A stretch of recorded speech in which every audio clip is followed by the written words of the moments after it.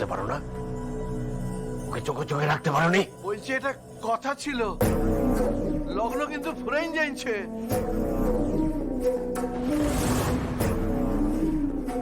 যা করার এবার একটু তাড়াতাড়ি করুন আপনারা। ঠিক আছে, আমি দেখছি।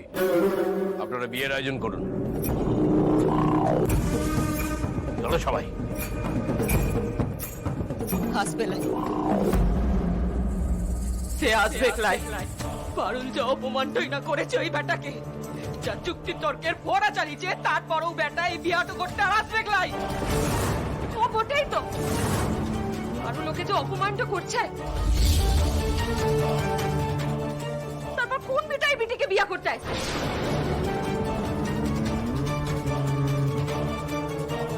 ও আসু বাবুর লাতি, ওকে বলে দিল যে বিয়াটা করবে লাই। নিজের পায়ে নিজে পুরুনটা মাইলি রে পারুল। প্রথম বরকে চড় মারি ভাগাইলি, তুই আসু বাবুর লাতিরে অপমানটা করি দাঁড়াই। এবার এই লগ্নের মধ্যে কিভাবে যে তোর বিয়াটা হবে, বাবা ভুবনেশ্বরী জানেন।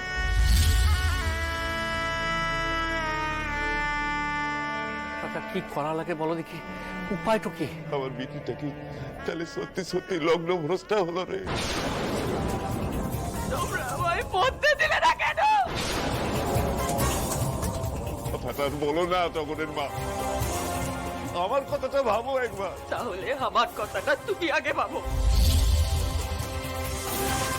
দেখো টগরের মা, এই সংসারটাকে যদি বাঁচাতে চাও, তাহলে কচি পুরো যেমন ছেলে পাও তেমন ছেলে খুঁজে আনো আজ।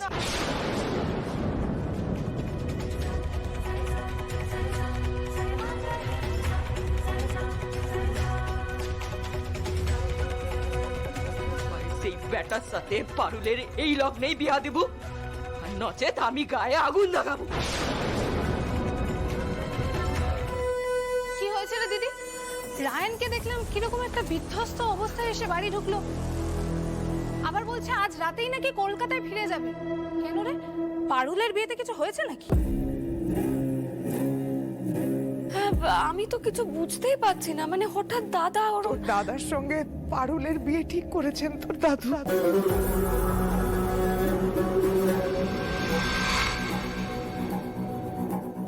কি? রায়ানের বিয়ে পারুলের সাথে?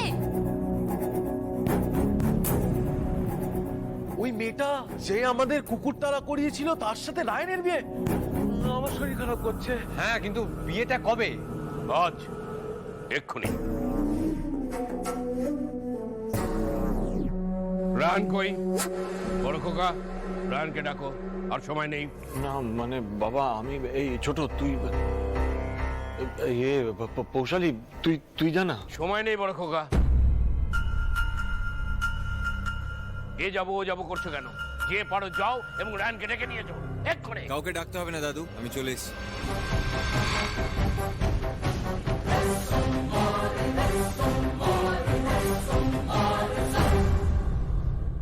দাঁড়াও। বিয়ের মণ্ডপ ছেড়ে এখানে আসার পারমিশন তোমাকে কে দিয়েছে? আমি? হ্যাঁ? আমার লাইফের সিদ্ধান্ত তো আমিই নেব। আমি কলকাতা যাচ্ছি।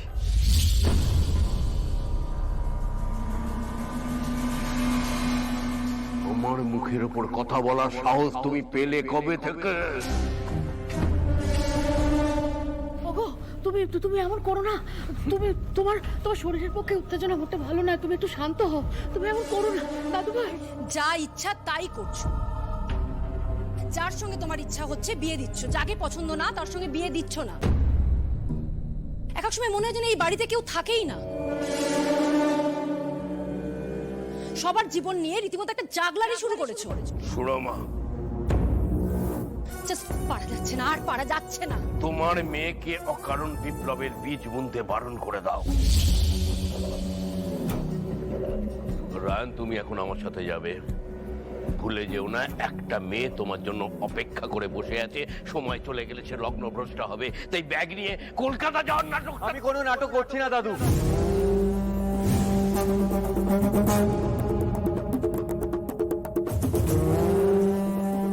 চললাম। দাঁড়াও।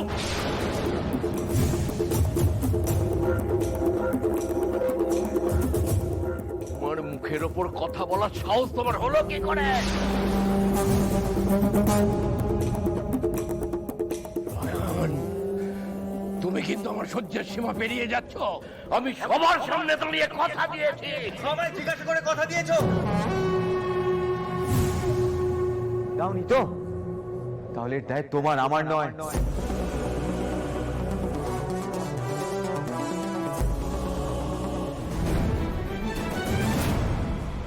আর কতক্ষণ? এই লগ্ন কিন্তু বই যাইছে। সময় বেশি লাই, পাত্রকে খুঁজে পাইলে বাসুদেব? তুই চুপ করো তো কাকা, বেশি সময় লাই। পাত্র কি বকনা বাছুর বাটায় যে এখন হাঁটতে গেলেই মিলবে?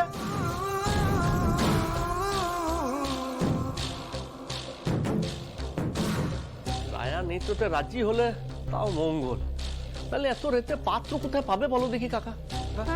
রায়ন যেন মইতে বসছে, ও করবে পারুলকে বিয়া। দু চোখকে সহ্য করতে পারে না, সে আবার করবে বিয়া।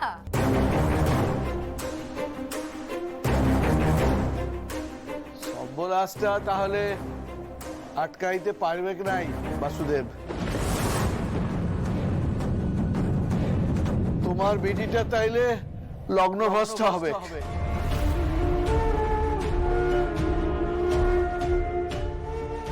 এ বাবা ভুবনেশ্বর, এমন কেউ লাই যে আমার বিটিটারে এই বিপদ থেকে উদ্ধার করবে।